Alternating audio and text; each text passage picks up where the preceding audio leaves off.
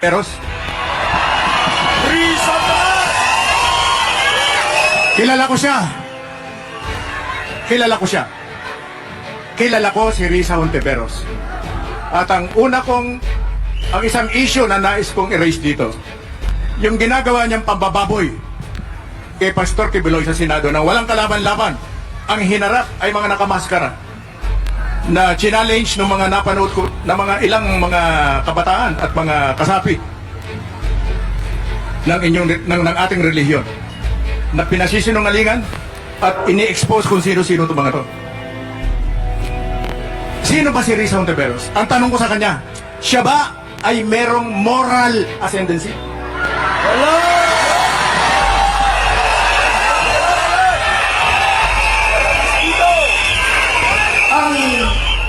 Bawal ang makiapid sa hindi mo asawa. Tama! Bawal. Bawal. Bawal po. Yan ay nasa Biblia. Bawal po ang makiapid sa hindi mo asawa.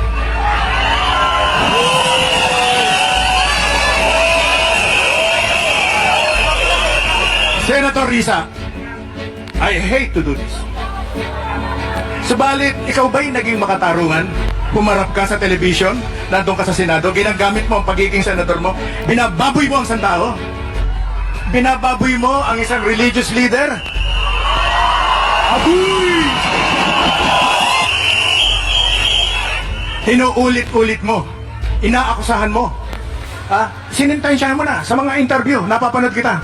Sinasabi mo talaga na si Pastor Kibuloy ay rapist, nangaabuso, magnanakaw, etc. etc. Bakit? Sino ka?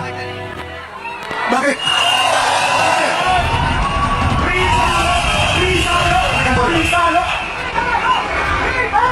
Pakinggan po ninyo.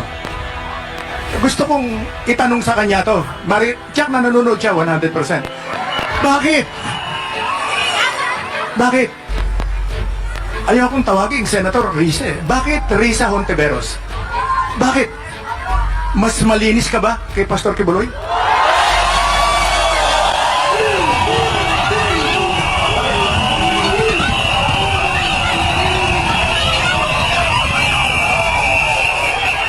Bakit kinakailangan babuyin mo, salbahihin mo, alipustain mo? Binaboy mo si Pastor Kibuloy, napanood kita. Bakit kinakailangan mong gawin yan kung nangangarap kang maging vice-presidente o presidente? May iba pa bang dahilan? May iba pa bang dahilan?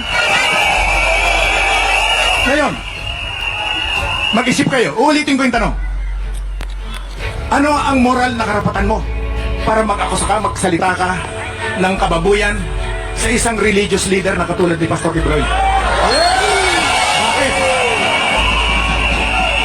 Eto magbabanggit ako ng mga pangalan sapagkat kilala ninyo si Risa Hontiveros.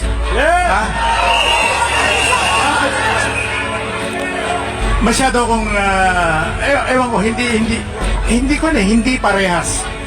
Talagang binaboy, At kung magsalita siya, hindi niya lang inaakusahan, hinuhusgahan niya na. Kaya ako inire-raise ngayon yung issue, bakit? Ano ang meron ka bang moral ascendancy? Anong moral meron ka? Wala. Bawal makiapit sa asawa.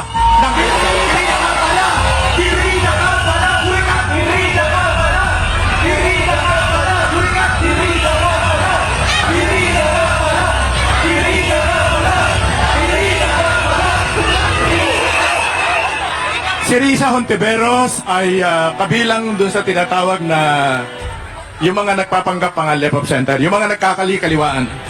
Ito mga SOCDEM na tinatawag, Nung magkaroon po ng split sa Communist Party of the Philippines, ang nagkaroon ng tinatawag na RJ, yung mga rejectionists. Ito yung mga nanalig ng gusto kay Jose Maria Cis. Ito yung mga rejectionists, ito yung mga lumaban. Sa kabilang panig naman ay yung mga tinatawag na RA, yung reaffirmists.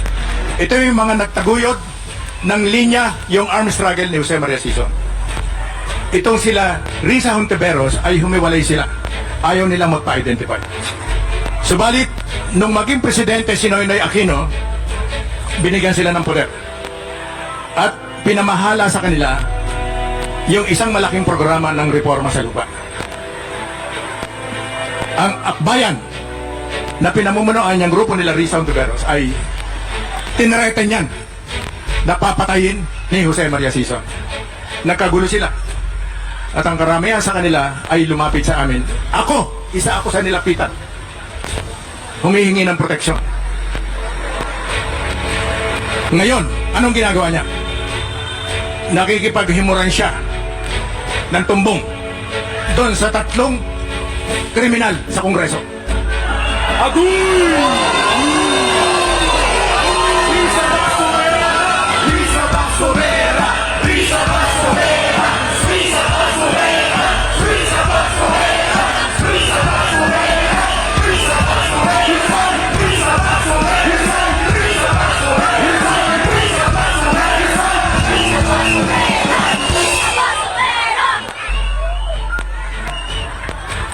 Kung kaya tayo nagkakagulo,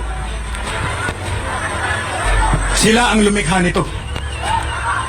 Masyado nilang minaliit, binaboy, ginago ang sambayanan.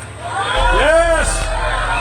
Yung ginawa ni Risa Hontiveros na pambabastos sa katauhan, yung pambababoy na ginawa niya kay Pastor Kibuloy sa pamamagitan ng mga peking witnesses na mga walang muka, nakatakip ang muka.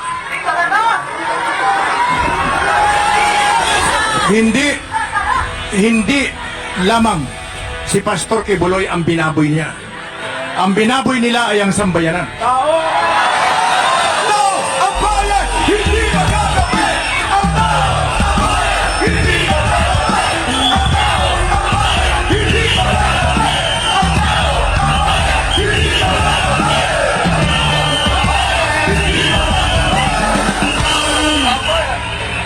Narito rin ako dahil gusto kong magpaalala sa inyo na pinag-aaway-away tayo ng mga komunista at ang paniwala nila ay nagtatagumpay sila. Sila Risa Hontiveros ay maliwanag na tumataya, sumusugal. Kahit na alam nilang malaki ang panganib na kung ang magtatagumpay ay ang CPP, NPA at NDF.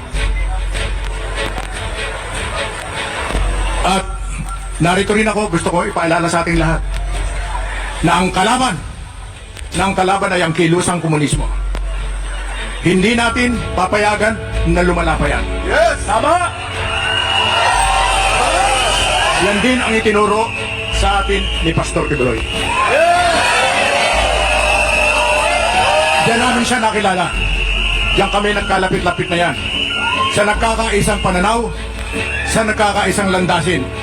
Naputulin na, patigilin na, ibagsak na, lipulin na ang mga kampon ni Satanas na ang mga komunista dito sa Pilipinas.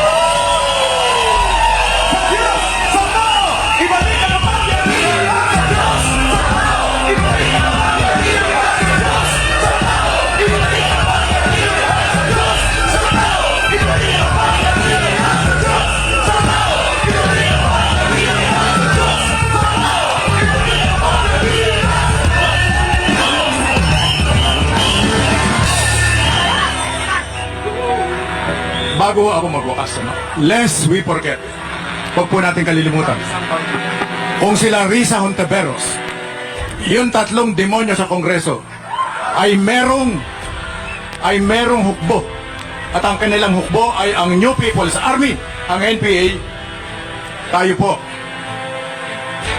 ayon sa konstitusyon, ang dapat nagpo-proteksyon sa mga tao ay ang Armed Forces of the Philippines. Philippine National Police. Ito po ang kasama natin sa pakikibaka at paglupig sa CPP, NPA. At laban kasama ang bayan!